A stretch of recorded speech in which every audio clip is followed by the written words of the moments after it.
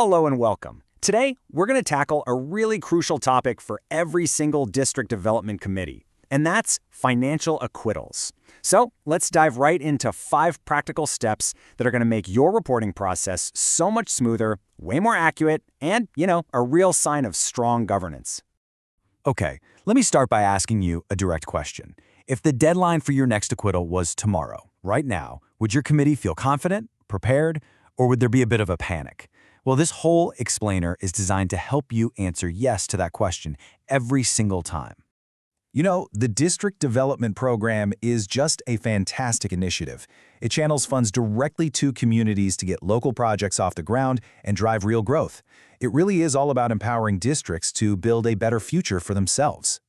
But, and this is a big but, with that opportunity comes a major responsibility.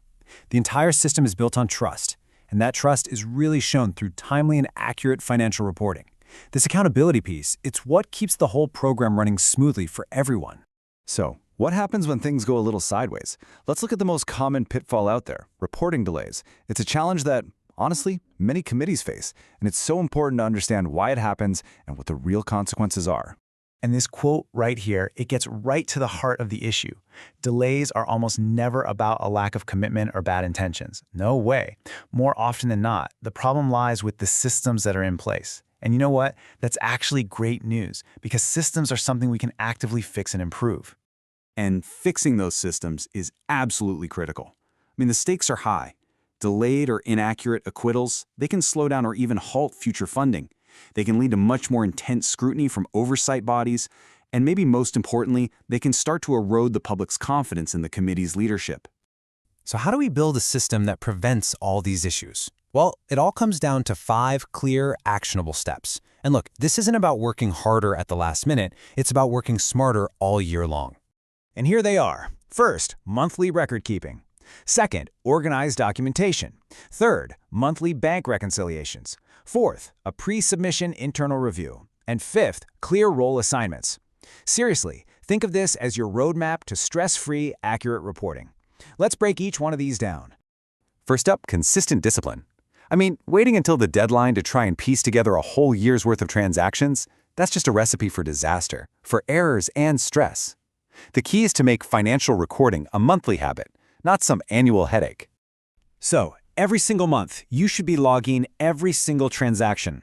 All the payments going out, all the funds coming in, any adjustments you've had to make, and exactly how funds have been allocated to specific projects. This simple routine means you're going to spot errors early and explain any differences while they're still fresh in your mind. All right, on to our next step, traceability. This one's huge. Every single number you report has to be traceable back to a source document. We're talking invoices, receipts, contracts, everything. It all needs to be filed and easy to find. This documentation is what protects your report and your committee. And this just shows the difference perfectly, doesn't it? On one side, you have scattered files. That leads to a stressful, time-consuming scramble that's super high risk for errors. On the other side, organized files. That makes reporting a routine, traceable process that just builds confidence. The choice is pretty clear. Okay, a crucial part of step 3 is understanding this term, bank reconciliation. All it is the process of checking your books against the bank's records. You're just making sure that the money you think you have is the same money the bank says you have. It's a fundamental financial control. So why do this every single month? Well, because it ensures your reported balances are 100% accurate. It's your best tool for catching things like duplicate payments, missing deposits, or even simple bank errors before they snowball into much, much bigger problems. Now, before you even think about submitting your acquittal, you need a final quality check. Step 4 is all about getting another set of eyes on the report. A short review meeting can catch simple mistakes that could otherwise cause months of delay. It's so worth it. During that meeting, you're going to want to verify all your totals, cross-check the key figures, confirm every single supporting document as attached, and make sure the report has been formally approved by the committee. This simple checklist just ensures nothing gets missed. And finally, step 5. One of the biggest causes of delay is just ambiguity. If no one's quite sure whose job it is to prepare or review or submit the report, things are inevitably going to fall through the cracks. Financial reporting should never, ever depend on informal arrangements. Your committee needs to formally define these roles. Who is the main person responsible for preparing the report? Who is their designated reviewer?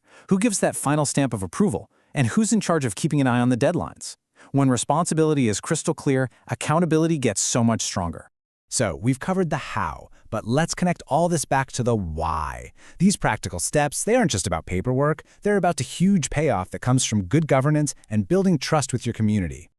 A strong acquittal is such a powerful tool. It's what triggers the release of your next round of funding. It's a public demonstration of responsible stewardship.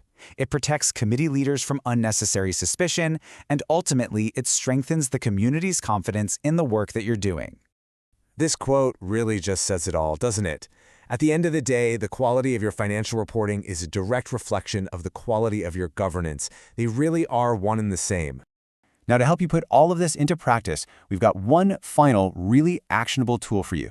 It's a self-assessment checklist to help you figure out exactly where your committee stands right now.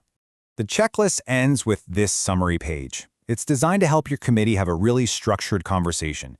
You can rate your performance in each area, identify the specific gaps, and then assign a priority action, a person responsible, and a target date. It turns all that talk into clear, accountable action.